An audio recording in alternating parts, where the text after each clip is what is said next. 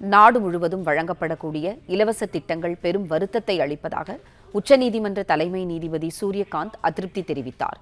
கூடுதல் தகவல்களை தருகிறார் நமது டெல்லி செய்தியாளர் நிரஞ்சன். நிரஞ்சன், வணக்கம். கூடுதல் விவரங்களை சொல்லுங்க. தமிழ்நாடு தொடர்பான மின்வாரிய வழக்கு மீதான விசாரணை என்பது உச்சநீதிமன்றத்துடைய தலைமை நீதிபதி சூரியகாந்த் அமர்வில் இன்று விசாரணைக்கு வந்தது.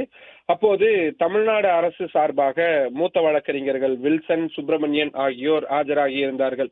அப்பொழுது நாடு முழுவதும் வழங்கக்கூடிய இலவச திட்டங்கள் தங்களுக்கு பெரும் வருத்தத்தை கொடுக்கிறது என்ற அதிருப்தியை உச்சநீதிமன்ற தலைமை நீதிபதி வெளிப்படுத்தி இருக்கிறார்.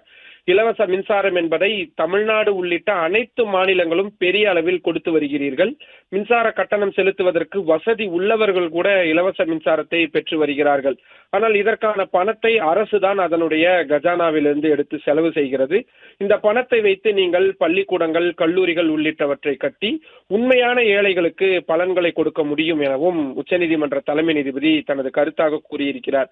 இதை வெறும் நாங்கள் தமிழ்நாட்டை மட்டும் சுட்டிக்காட்டி சொல்லவில்லை என்றும், தென்னிந்தியா, வட இந்தியா, மேற்கு இந்தியா, வடகிழக்கு இந்தியா என்று அனைத்து இடங்களிலுமே இது போன்ற சூழல் தான் நிலவுகிறது என்ற தங்களது வருத்தத்தையும் அவர்கள் பதிவு செய்திருக்கிறார்கள்.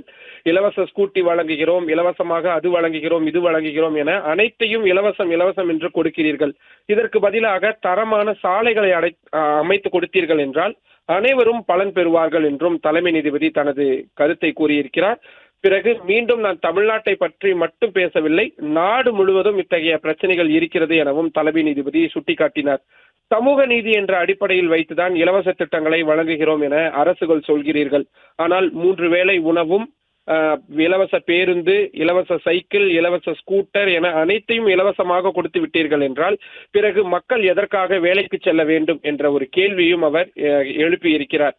எங்களுக்கு தெரியும், பல மாநிலங்கள் நிதி பற்றாக்குறையால் சிக்கி தவிக்கிறீர்கள்.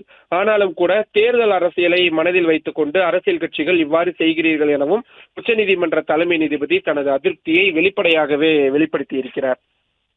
பிளே ஸ்டோர் மற்றும் ஆப் ஸ்டோரில் இருந்து பாலிமர் செயலியை QR கோடு மூலம் பதிவிறக்கம் செய்யுங்கள். செய்திகளை உடனுக்குடன் பெறுங்கள்.